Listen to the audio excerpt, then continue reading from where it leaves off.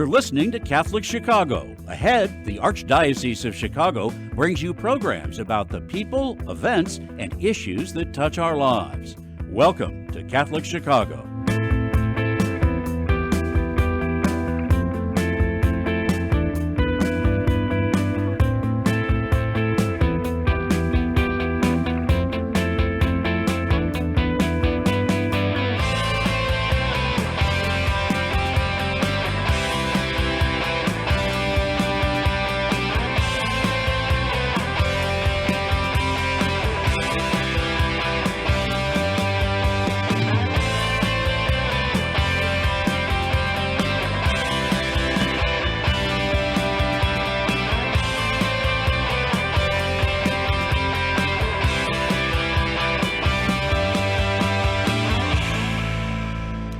Good morning, everybody. This is Bob Gilligan of the Catholic Conference of Illinois, and thank you so much for tuning in or listening this morning on our show. I should say at the outset that this program is being taped because Monday is a holiday, and although it is a holiday for some, we have a lot of work to do here. So I'll be working, but we'll air the program on Monday. So we're taping this a little early, and so once again, thank you for taking some time to join us here on WNDZ 750 AM in Chicago. The what are we calling this now? The Catholic Radio Hour. Anyway, so let's just do this. Let's make a transition into the topics that we're going to be talking about today. We're going to do a little different today than we normally do. We're going to do international issues, and then we're going to come back to the state of Illinois, something we're working on at the Capitol in Springfield, and then we're going to come back to the city of Chicago, an issue that people may have been reading about regarding what's going on at City Hall. Our first topic is we're going to be talking about what's going on in Central America, specifically Nicaragua. Some people may have been reading in the press lately that there have been some bishops, priests being detained, and we'll talk about religious liberty and persecution for our beliefs and our faith, what's going on in Nicaragua and Central America in general. And then at about 20 after, we're going to switch gears. I'm going to talk to Ryan Quigley. Ryan is with Joliet Catholic Academy. He's going to come in and talk to us about what he has seen firsthand from the children who have been awarded scholarships under the scholarship tax credit. I'm sure he'll have some good insights there and talk a little bit about what we're doing in Springfield. And then we'll close the show with somebody from Catholic Charities. His name is Brendan O'Sullivan, and Brendan works for Catholic Charities here in Chicago. And there's a bit of an issue with an ordinance that's pending in front of the Chicago City Council with regard to human service providers, and Brendan will give us the lowdown on that. Some listeners, some viewers may have read or seen, heard some coverage about Cardinal Cupich's letter he sent to the mayor and to members of the City Council, and Brendan will be on to clarify some of that. So that's the show for today.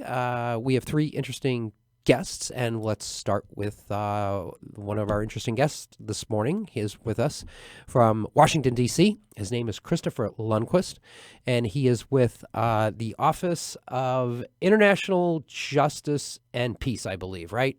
I just think of you guys as doing the international work, and I don't even know the title of the office anymore. That's right. Yeah, so we advise the bishops of the Committee on International Justice and Peace. And so I do Latin America, I have a colleague who does Africa, another colleague who does Asia, and our director does the Middle East. So essentially we divide the world amongst us.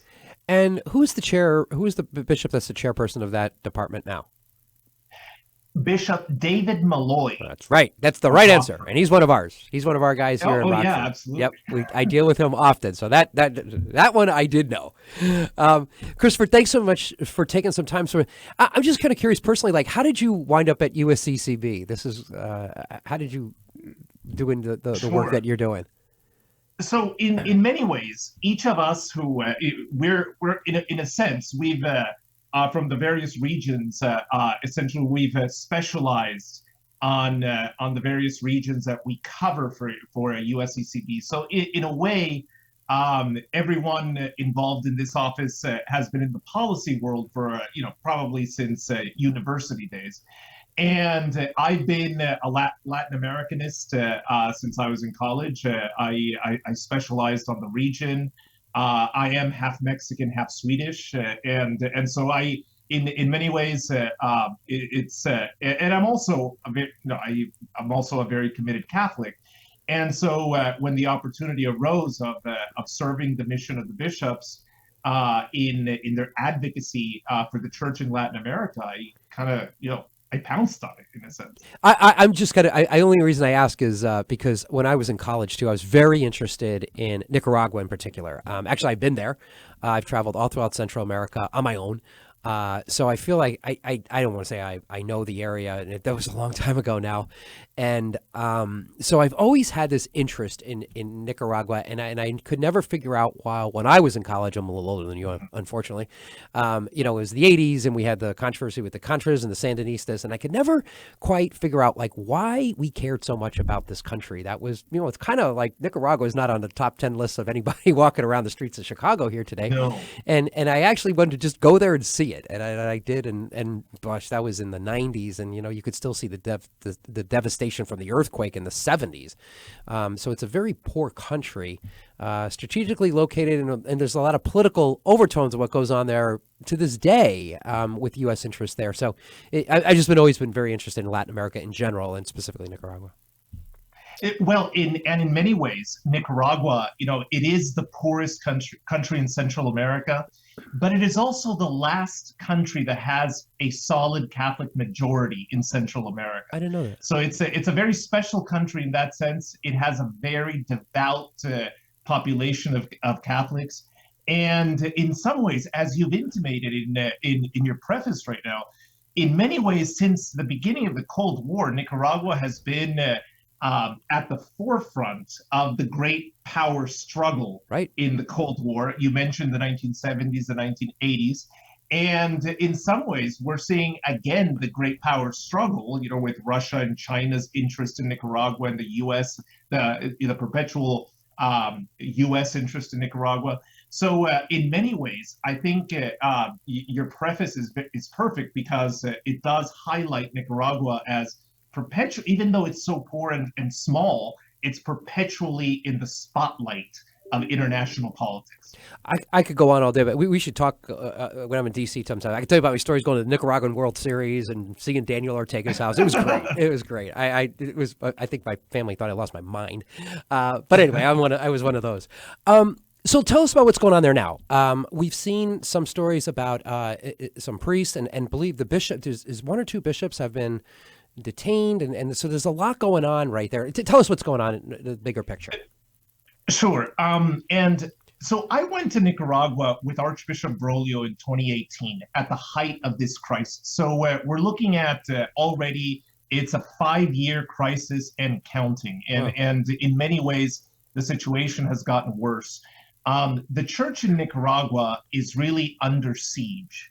And she is under siege. Her bishops are under siege. Her priests, precisely because the church in Nicaragua is preaching the social doctrine of the church.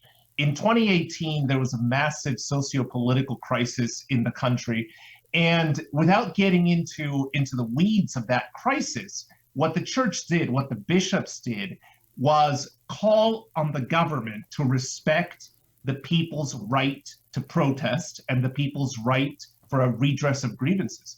And the regime's response to that was just an overwhelming use of force, overwhelming violence against protesters. Conservative estimates say that around 350 people were killed in 2018, and also vicious attacks against the church. So you mentioned two bishops. In 2019, Bishop Silvio Baez, one of the auxiliary bishops of Managua, he had to leave Nicaragua because he received credible evidence that the regime was going to assassinate him. And the Holy Father called him out of Nicaragua. Bishop Silvio Baez, we in the Church in the United States, you and me, we're lucky to have him here. He is now actually teaching Bible studies in Boynton Beach Seminary in Miami. Wow. But he is in exile and has been in exile since 2019. In late last year, in August of 2022, another bishop got into into trouble for preaching the social doctrine of the church, Bishop Rolando Alvarez of the Diocese of Matagalpa. And he unfortunately, well, actually, he made the decision not to leave his country, but he has been sentenced to 26 years in prison. He has been stripped of his citizenship, and he has been imposed a massive, for Nicaragua, $50,000 fine. And so in many ways, and he was the one, he was offered a place on the charter flight that brought the 222 exiles last week. So last week, as you know, 222 political prisoners arrived in America from Nicaragua, and he decided to stay in his country. He just did not accept in many ways the preposterous terms of that exile. We're very happy to have the 222 prisoners here in our country. Amongst them, we have 11 priests, 1 deacon, and a few seminarians. These are fantastic people.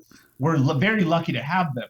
But the terms of their exile are absolutely itself a violation of their human rights. They have been completely stripped of their citizenship and essentially, dumped on our doorstep. Again, we're very lucky to have them, but even their liberation was actually a violation of their human rights. With the loss of that many priests and others, are there enough priests remaining in Nicaragua to administer the sacraments and keep the church functioning? I mean, we now have, I take there's only 2 bishops in the country. I take it. There are 2 dioceses, or are there more than that?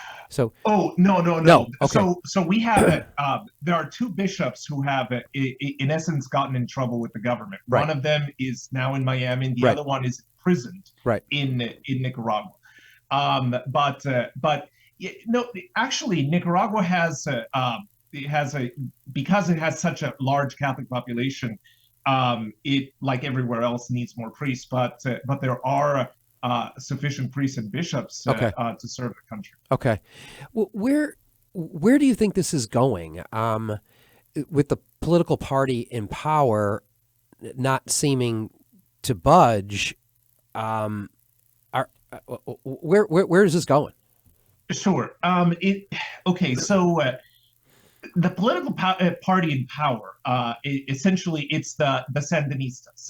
Daniel Ortega and his wife Rosario Murillo, who have been in and out of power since the 1970s, and since the 1970s, the Sandinistas have had what I like to call a political messiah complex. And in many ways, they have always tried to assimilate into their political leftist movement the very fervent religiosity of the Catholic faithful in Nicaragua. And so we could go several ways with a possible question as to where this is going, but the intention of the regime is essentially to intimidate the church into silence, right? Into not holding the regime accountable for its human rights violations, its political rights violations, etc.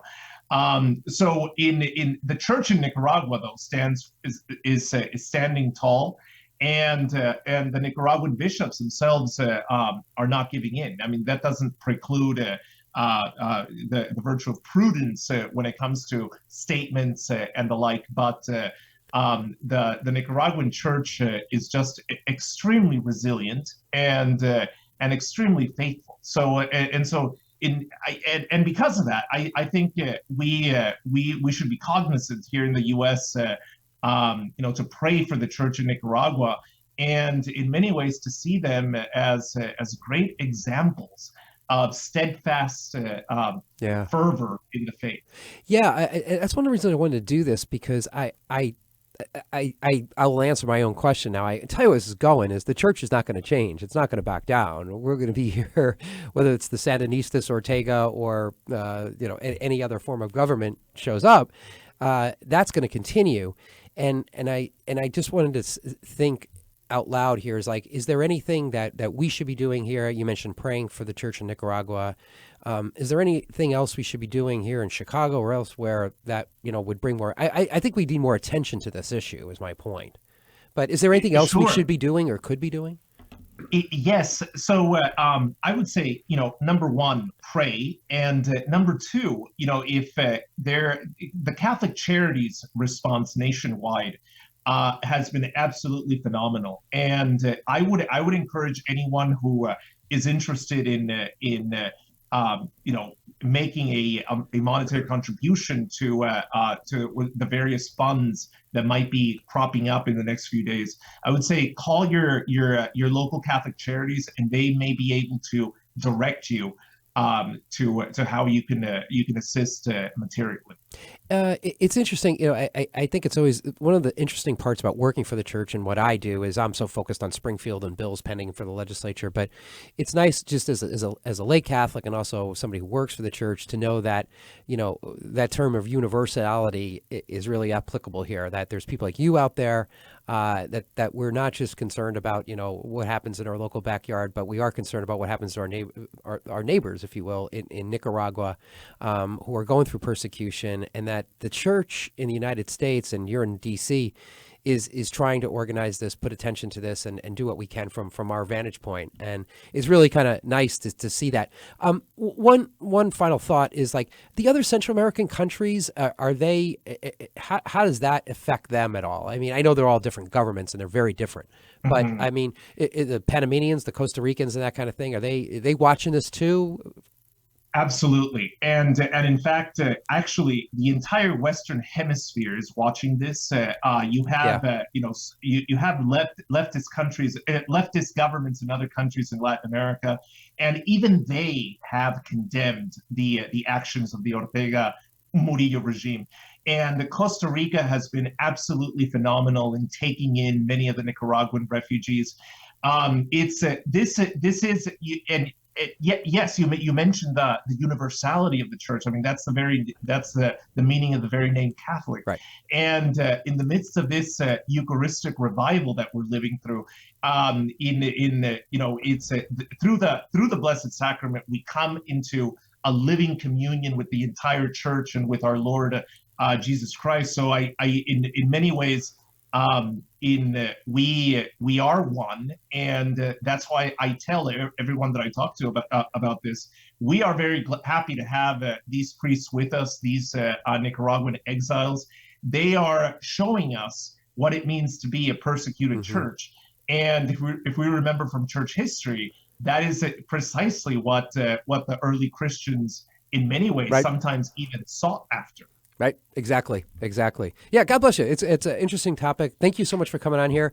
Your intro was interesting, that you are the son of Mexican and Swedish. So I guess if you add Mexico and Sweden divide by 2, you get Nicaragua. Is that where? So, hey, you never know where you're going to wind up, right? Christopher, that's right. Christopher, thanks so much. When we'll keep following this and watching this, and we'll pray for the best of the people of Nicaragua, and also remind people about the Catholic Charities possibility of donating there for relief for them for their needs. Great, thank you so much. Thank you. Great, thank you, Christopher. Christopher Lundquist from the United States Conference of Catholic Bishops, the Office of International Justice and Peace. This is Bob Gilligan. Don't go away. We'll be right back.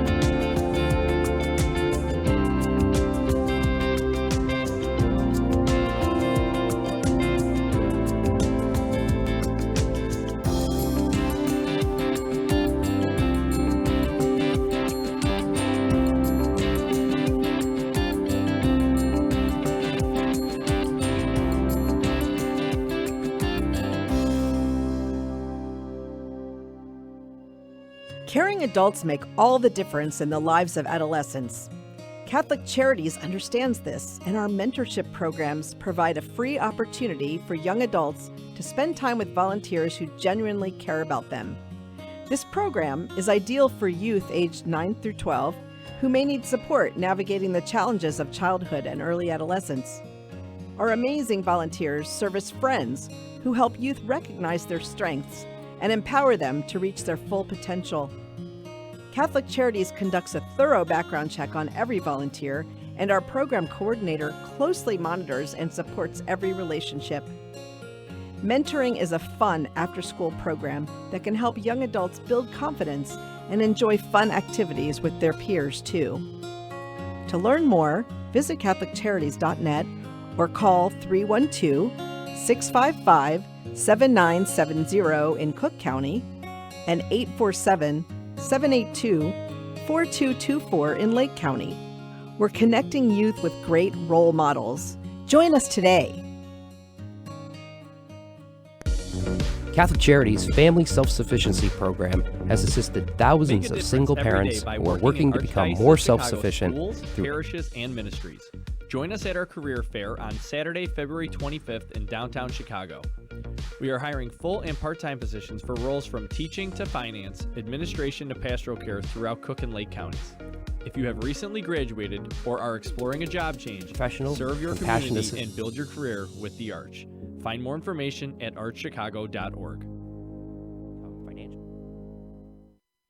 Catholic Charities' Family Self-Sufficiency Program has assisted thousands of single parents who are working to become more self-sufficient through education and employment opportunities.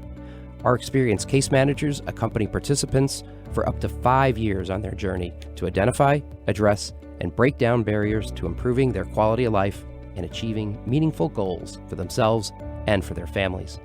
Professional, compassionate assistance is offered in a safe and trusting environment as participants develop the skills needed to become financially stable and able to support themselves. Every achievement starts with a decision to try.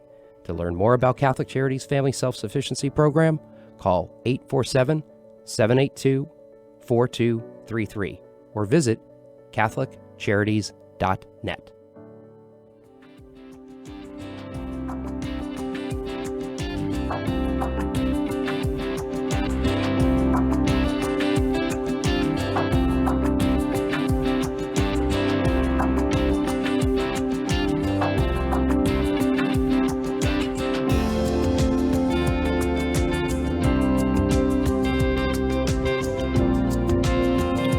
Welcome back, everybody. This is Bob Gilligan from the Catholic Conference of Illinois, and thank you so much for listening or watching the program here today on YouTube. Like I said, we are taping this program on Friday, so it'll air on Monday. And once again, let's go. We'll switch gears here a little bit. Let's come back to the state of Illinois. We're all over the place here today. We went international, state, and then we'll do local. And with us now is to talk about the scholarship tax credit program is Ryan Quigley. Ryan I have no idea what Ryan's title is, but I know he's with Joliet Catholic Academy, so we'll just leave it at that. Director of something, something, and something. What is your title? I think when you work in Catholic schools, you get about does it matter? Right, there you go. I am now the Director of Institutional Advancement. So I oversee our development office, admissions, special events, and alumni relations. And you said it best. We all have these titles, but they just mean basically you do a lot of different things that they didn't tell you about when you originally signed on board. But hey, where there's a need, you match it. Ryan, we're going to talk a little bit about the scholarship tax credit program that we're going to do these segments a lot because we want to just continue letting listeners, viewers know that the program could sunset. This is the year that the legislature has to act. And we want to just keep reminding people of that. But in addition to that, really what we want to do is give them the reasons why this program should continue and talk about some of the personal stories that people have associated with it, why it's such a good thing, not only the program, but the education, the values, the experiences that people have in attending our schools and maybe other non-public schools, but we'll talk about the Catholic schools. You also kind of have a bit of a story yourself in terms of how you arrived where you are today. Yeah. I think first and foremost, the program exists and has been successful for 5 years And one of the biggest things I talk about all the times is what our wait list is. Yeah. The first year we had the program, we had over 160 families that applied. Only 4 students got scholarships in the first year. And our program's grown from 4 students funded in the first year to 27 students this past year, which has really been a tribute to the donors that believe in our school and believe in this program. Myself, from a personal level, I grew up in this community. I went to public schools actually first. I went to the Magnet Kindergarten and then the Magnet K through 3 school, Eisenhower Academy, Blue Ribbon School in Joliet District 86. And my father, who was a teacher and coach at Catholic High, the old Joliet Catholic all-boys school before we merged in 1990, passed away from cancer in 1993. And when that happened, my mom moved us into the Catholic grade school right down the street from our house. So we moved there in 1993. I attended St. Pat's grade school all the way up through 8th grade, and then Joliet Catholic Academy. And then I had did my undergrad and my MBA at St. Xavier on the south side of Chicago. So definitely a product of Catholic education, but also recognized public schools in our community. And my mom was employed 35 years in District 86. My wife's working 17 years now for the local public high school, Joliet Central. So, we think that this doesn't need to be a zero-sum game from a political standpoint, but, the net impact of this program just in our community and the stories of the students have received these scholarships. It might be my favorite phone call every year when I get to call moms and let them know that their students are funded through this, because people are literally in tears. On the phone, because it's something that, I've mentioned my personal story. There's a lot of different reasons people choose Catholic schools.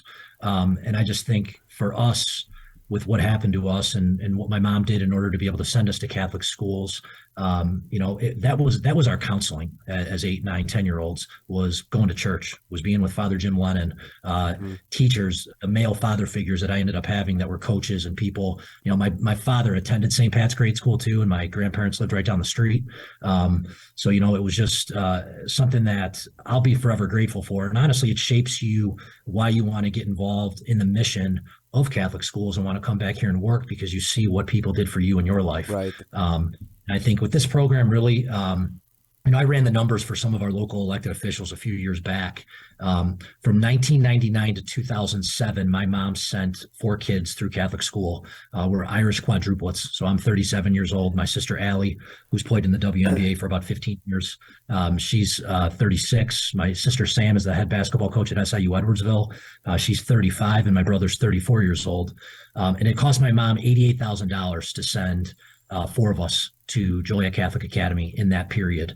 And now what it would cost a family in an 8-year period to send 4 kids through Catholic school would be about $211,000. Yeah. So we know how tuition is increasing. We know the reasons for it too. In that same time period, our employees' staff salaries have increased by 1.35%. So it's the cost to operate the physical plant. It's employee healthcare costs that are frankly making it very difficult for Catholic grade schools, Catholic high schools, private schools in the state of Illinois to operate. And I think this program, when I speak to our elected officials, I use a term a lot of times, like what the neighborhoods in Joliet are named after our Catholic parishes, the St. Pat's neighborhood, the Cathedral area, the St. John's area. And I think they're named after that because of what the church did for this city and what it still does through Catholic charities, through our existing parishes and schools. Do we want to see that go away? Nobody ever says they want to see that go away. We have a plan here. We have a program in place that can help students have access to these schools, which are a backbone to these neighborhoods. And I think for us here at JCA, the high schools especially too have done a little bit better job from an enrollment standpoint, or haven't seen as much of a drop as the grade schools, just because you have marketing teams and development offices. And the Catholic schools office in both the Arch and the Diocese of Joliet have done a great job of trying to centralize some of those things for the grade schools so that they improve, because we're looking at this as a whole system too. It's not just taking care of Joliet Catholic Academy. How can we ensure that our local Catholic grade schools, that partnership between us and the Cathedral of St. Raymond and St. Paul's and St. Jude and St. Mary Nativity and Holy Family and St. Mary Immaculate, that continues and stays strong. But we've often said about this program is that it's an option for parents who may want it and just can't afford it. We're not out there saying that this is the best option for everybody, because it's not. But the fact of the matter is that the public school option is not the best option for everybody either. And there are many parents out there, for whatever reason, they want this opportunity to be available to them. Oftentimes, we've heard parents say that we think the child feels safer in this school. We think that they're around kids that we feel a little bit more comfortable with. We think that it could be just a parochial reason, that it's a pragmatic reason, that it's near the place where the mom or dad works. So we're not trying to say that our schools or non-public school system is better for everybody, but it's an option, and right now it's just not available to lower income individuals if they want to avail themselves of that opportunity. And that's what the scholarship program does. It helps those who just can't afford it the opportunity to perhaps do that.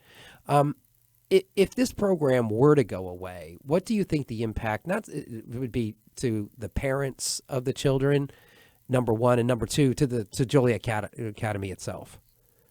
Just seeing how many students are in the local grade schools too. I think there'd be a potential for grade school closures if the program went away after a year. I think at Joliet Catholic, we have 27 students, and it's $350,000 in scholarships this year. And that also provides relief to our endowed scholarships that we provide to students that might not have eligibility for the Invest in Kids Act, that might just be a little bit higher of an income level outside of that reach, but still obviously have need as well. So, what we're able to do and how we've been able to stabilize enrollment is definitely a team effort between JCA, the Invest in Kids Act, and Empower Illinois, and then also the Diocese of Joliet's Catholic Education Foundation. And can't say enough about the Chasma family as well, what they do with the Chasma Scholars Program. I think it would be devastating. We would do everything we could to be able to keep the students here at JCA that are on those scholarships. But, if a student's receiving a $14,430 scholarship, and we've done a lot over the last 8 years with studying net tuition revenue models, which basically means that we're taking a look at a family's financial aid application, and not all families can afford to pay full tuition here. If they didn't get an Empower Illinois scholarship, could we award them 50%, 75%? Some people call it a variable rate tuition. So we would try to put a family into that program, where we would fund those scholarships through JCA and the Catholic Education Foundation. But at most, we can fund a 75% scholarship that way, and we definitely can't fund 27 students on scholarships like that. So in my mind, undoubtedly, families would have to leave JCA that would not want to leave JCA. And I was the admissions director here for 7 years before I moved into this new role. I was never able to make a student or a family come to JCA. It was always a choice for them. And for many reasons, like you hit on before. It could be because they were a gifted student. It could be because they were a great athlete and they wanted access to one of our programs or our coaches. There's a lot of reasons. Number one, I think it's the faith development here. That's what we feel very strongly about, and what this school has been about since 1869 in this community. And I think that just permeates through everything that we do. It does, and it's so glad to see. It's really anybody who's ever been around the kids, that JCA, or what I've been around is the kids that get the scholarship. Sometimes they've been involved with campaigns that you've helped organize, to contact legislators to make sure these kids are really going places in life. You can see that on them. You can see them in their demeanor, the way they carry themselves. I'm not making any aspersions about their academics one way or the other, but they just handle themselves very well, and they're respectful. And people like that go far in life. That can take you really far. I think what we see too, and me moving into my new role here, is how many graduates from St. Francis Academy and Joliet Catholic High that didn't graduate in the top 10% of their class, and how successful they are. Right. That they might not have been that Ivy League kid. Now we have those students too. Just the opportunity when you're here to work with Joliet's a very blue collar place, and it's a town that was built on the steel mills and the Rubroid and Caterpillar, and I think even as the income levels have gotten higher of people that go to school here, there's still that kind of blue collar mentality. I know a few years back, there was a documentary film that came in here, and they did a short commercial on Rise Up for Students, American Federation for Children, and they featured some of our students that had received scholarships. And just seeing this program and seeing those kids, they're freshmen and sophomores in college right now, and one is on a scholarship at Loras playing baseball, studying to become a doctor. One is at the University of St. Francis studying to become a special ed teacher. Another is on a full athletic scholarship at the United States at West Point. Another student in the Air Force. These kids that had an opportunity to go to school here, and I'm not saying that they couldn't have become those things if they didn't go to school here, but I think their families felt so strongly that they were going to be around the kids, the type of families, the faith development that they have here. Yep. Was going to ground them in that environment, was going to help them reach their potential. And I know that's why my mom sent us here. And that's why I came back here to work here to say thank you too.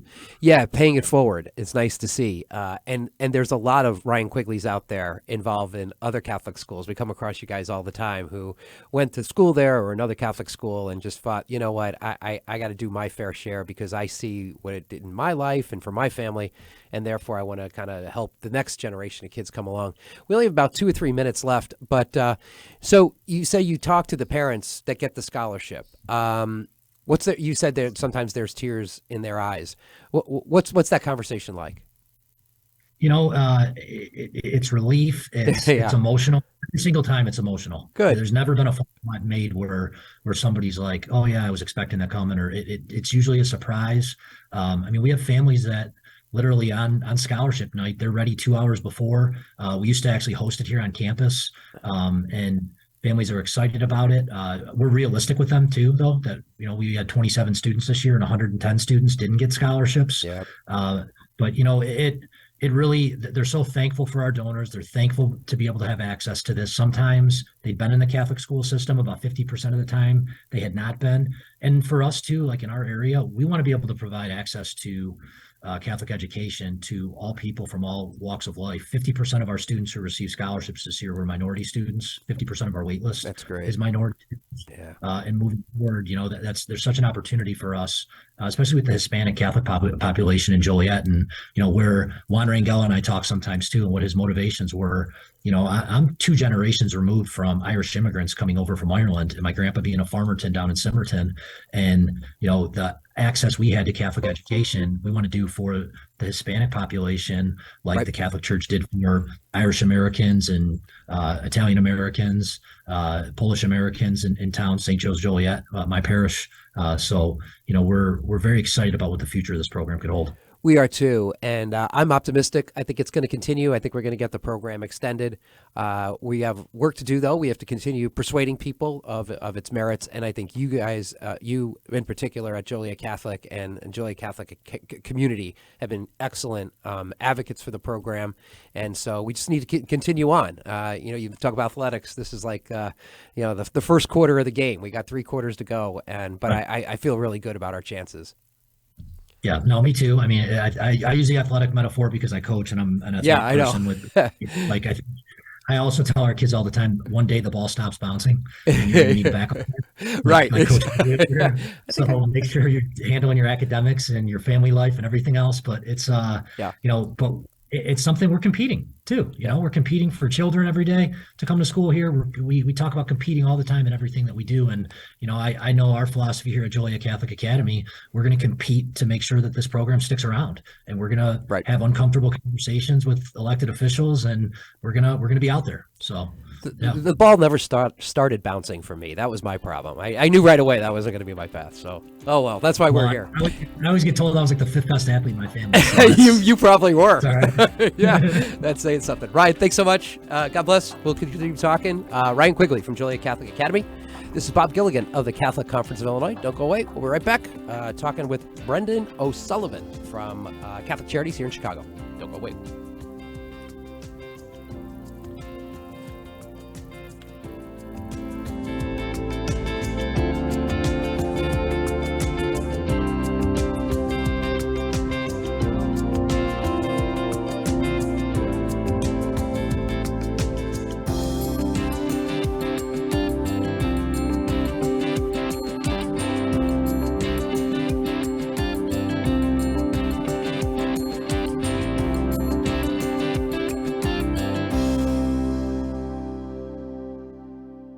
Community is core to Catholic Charity's founding mission.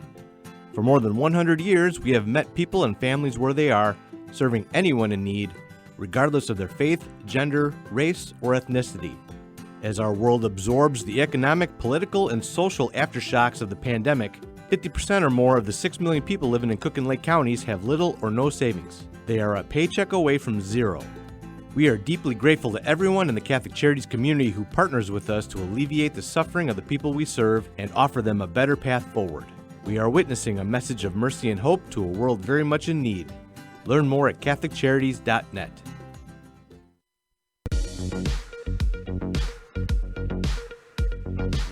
Make a difference every day by working in Archdiocese of Chicago schools, parishes, and ministries. Join us at our career fair on Saturday, February 25th in downtown Chicago. We are hiring full and part-time positions for roles from teaching to finance, administration to pastoral care throughout Cook and Lake counties. If you have recently graduated or are exploring a job change, serve your community and build your career with the Arch. Find more information at archchicago.org.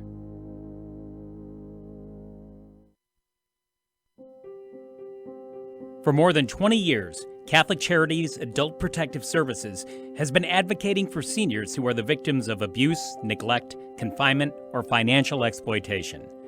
With our partners at local, city, and state agencies, our trained case managers follow through on every concern that is brought to our attention in a cooperative way to ensure that our seniors are safe and protected. According to the Illinois Department on Aging, last year nearly 21,000 cases of elder abuse were reported in Illinois. Of these, only 5% were reported by seniors themselves. So raising awareness is an important part of this issue. If you are concerned about a senior you know, call 800-252-8966. That's 800-252-8966. With your help, we can stop elder abuse and look out for the seniors in our lives.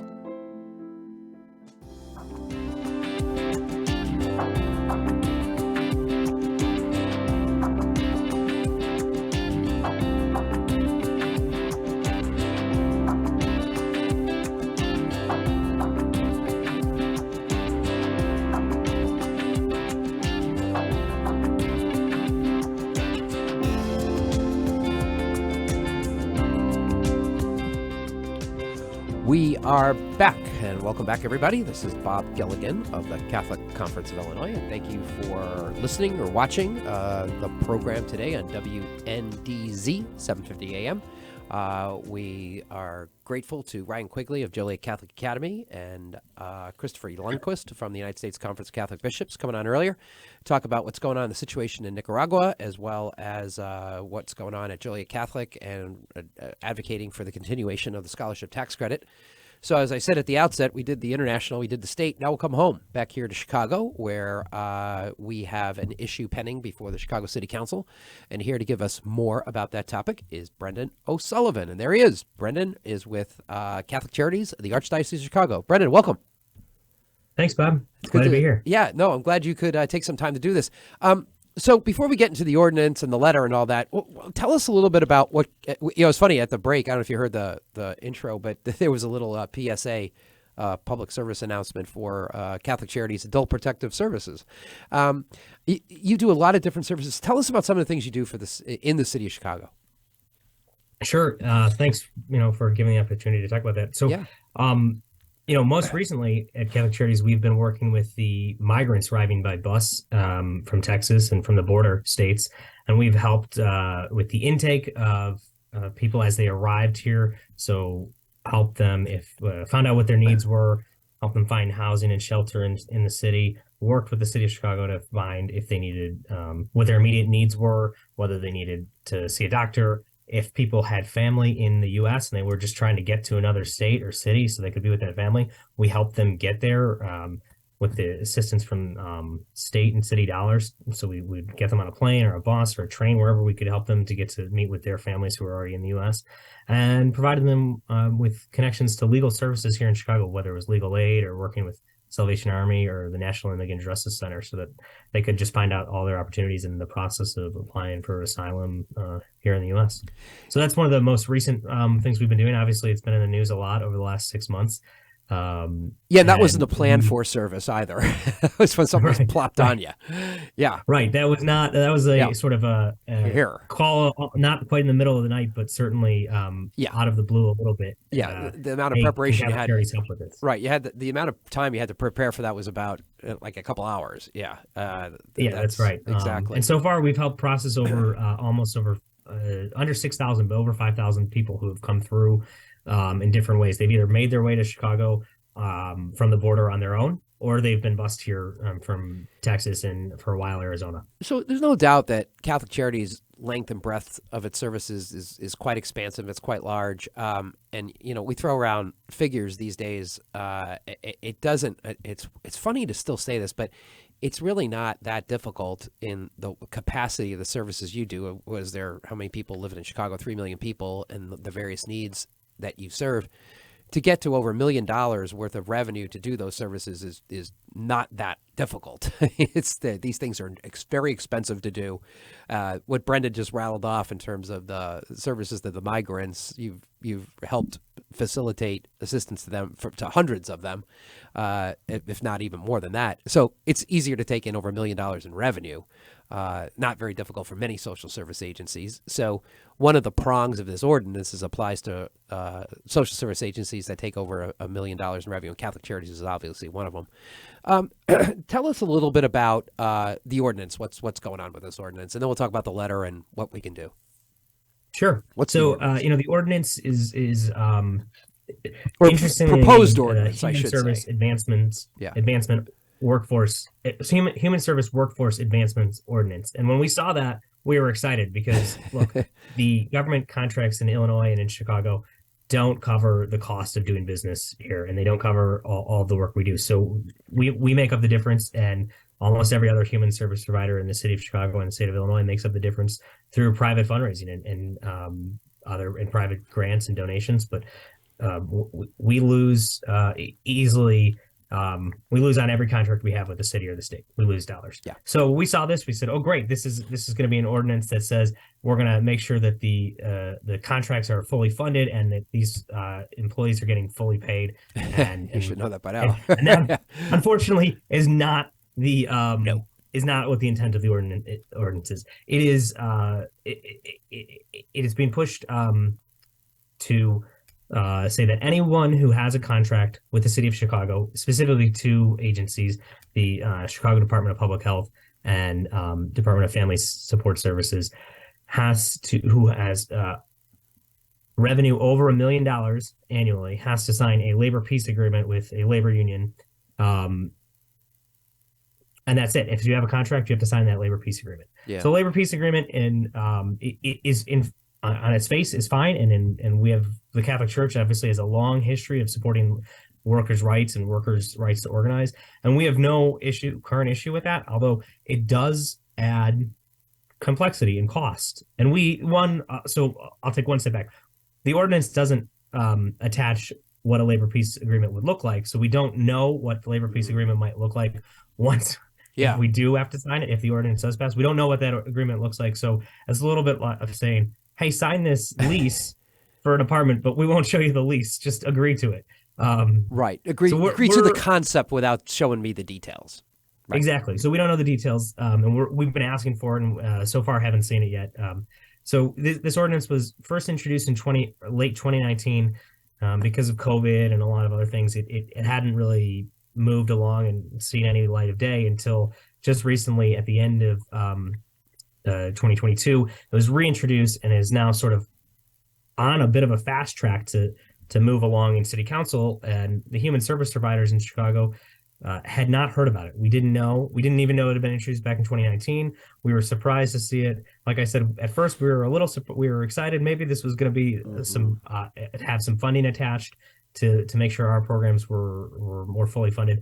Unfortunately, it doesn't have that funding attached, and so we're concerned that it will end up becoming an unfunded mandate for us. And at a time when human service providers in Chicago are already having a hard time keeping our employees, paying them the right amount. In Catholic Charities, we have made some tough decisions. We eliminated some programs so that we could make sure we could keep paying our employees a little more. And right now, we're currently paying everyone over the amount that any minimum, certainly over minimum wage, and we're trying to make sure we pay our employees. And that's the case, I think, across the board of the human service providers.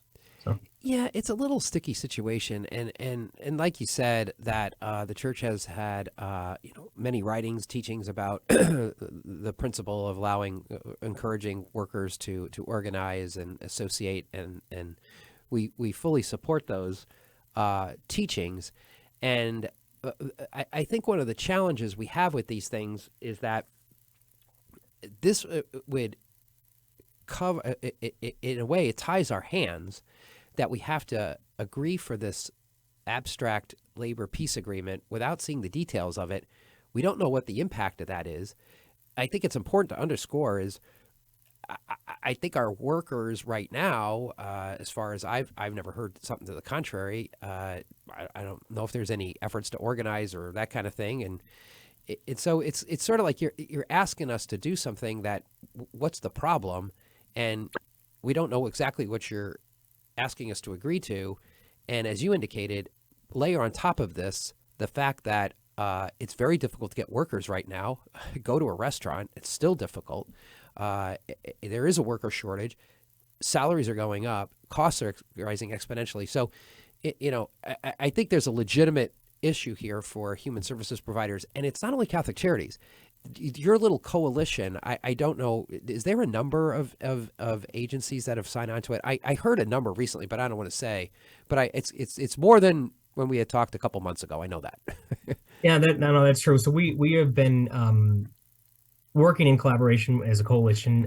We are members of the Chicago Alliance for Collaborative Effort. It's a group of 44 nonprofit human service providers in the city of Chicago. In addition, there are obviously a lot more than 44 nonprofits in the city of Chicago. There's over 60 nonprofits who have signed on and advocated in some way to say, hey, hold on, city council, can we get a little bit more details on this? Can we be at the table to negotiate on this? Yeah. I think every human service provider organization is supportive of labor rights, and we've worked in collaboration with unions to advocate for more funding in Springfield and in Chicago for years. So we don't see this as an adversarial moment with the unions. We want to work with them. We have no problem with the labor peace agreement in theory, but we want to see it, and we want to make sure that there's some funding tied to it so that it's not another unfunded mandate cost associated with doing this work when we're already losing money. And Bob, one of the things that is very concerning to us is up until recently, there's been a lot of federal dollars that have come to the state and to the city because of COVID money, and those dollars are going to run out very shortly. And the need is not. The need is still there. The need of the communities in Chicago is at its highest as ever been, and we're going to very shortly lose some of the funding that we've had. And so we're really concerned about any unfunded mandates. We want to see increases to our contracts, not additional costs.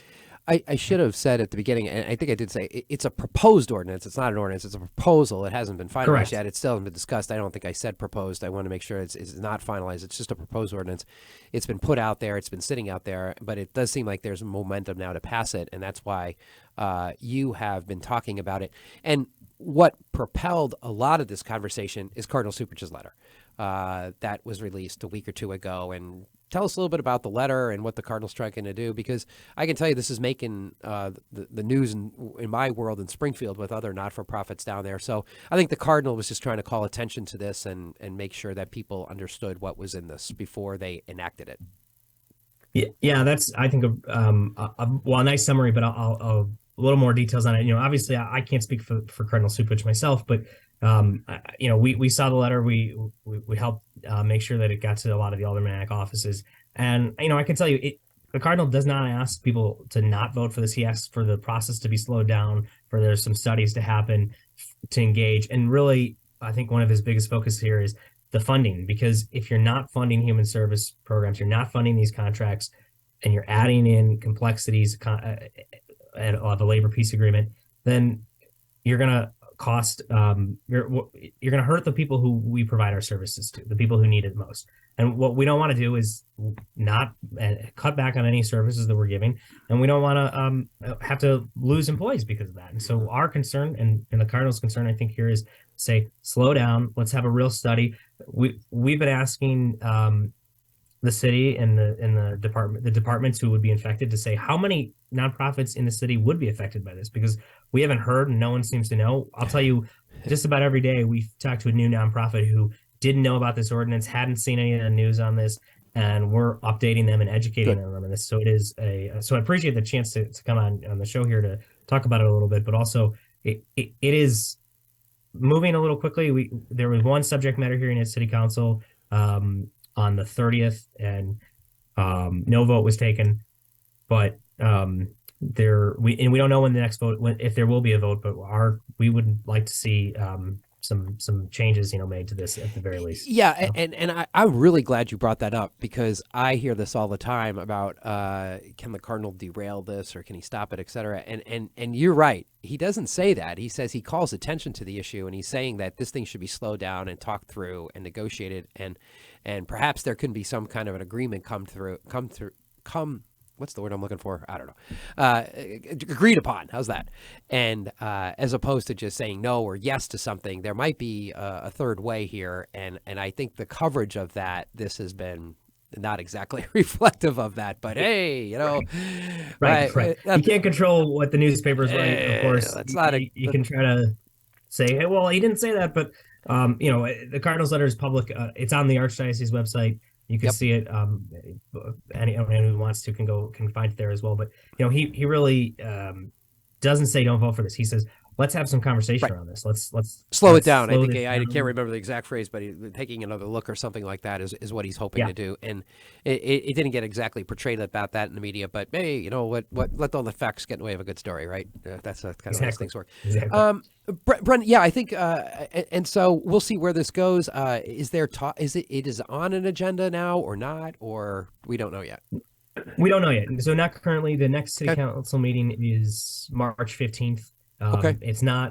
It hasn't moved out of committee yet. Of course, they could schedule a committee next week, and that could happen. I think, the city elections are in 2 weeks. I was going to say there's a little event coming up in April. Yeah. Right. Yeah. So I doubt it'll happen next week, but, of course, there's a lot of time before March 15th. Right. And so we are, what we're doing at Catholic Charities is we're calling aldermanic offices, asking to speak to the aldermen, saying, look, could you slow this down?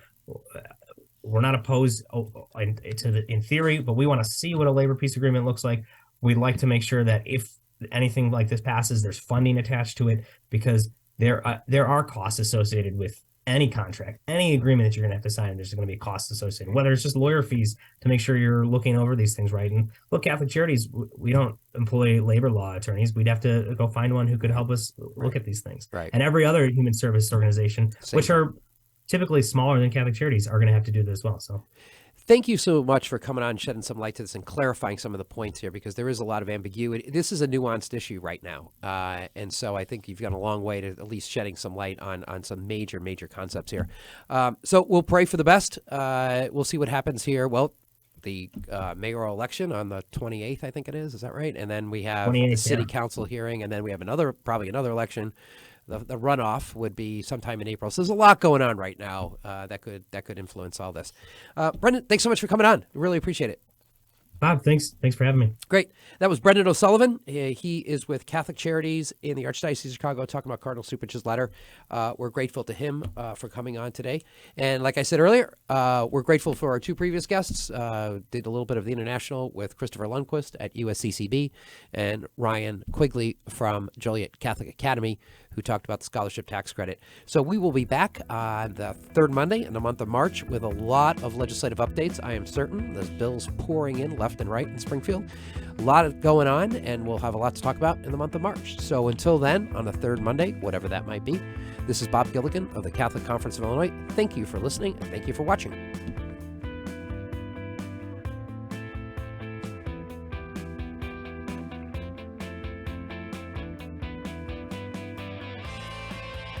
Join us every Monday through Friday at this time for Catholic Chicago. You can stream our programs live or listen to past programs by visiting our website, archchicago.org, and clicking on Radio TV. And please connect with Catholic Chicago on social media.